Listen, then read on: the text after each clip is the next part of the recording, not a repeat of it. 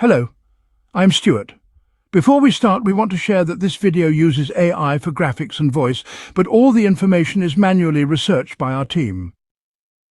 Here in the video, we will share the details for the inZOI error code 62003.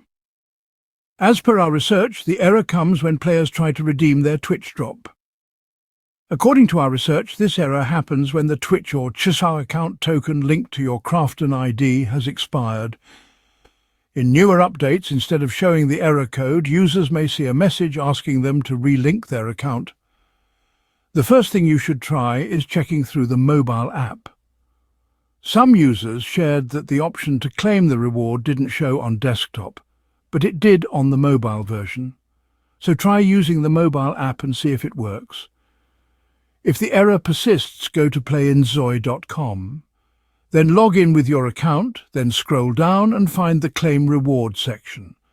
Once you click it, you'll receive a Steam code that you can activate manually. But before trying to claim the reward, check if the item is already available in your Steam library. Thanks for watching. This is all we have for the error. If this video helped, don't forget to like, share and subscribe. Have any questions or issues? Drop them in the comments below. See you in the next one.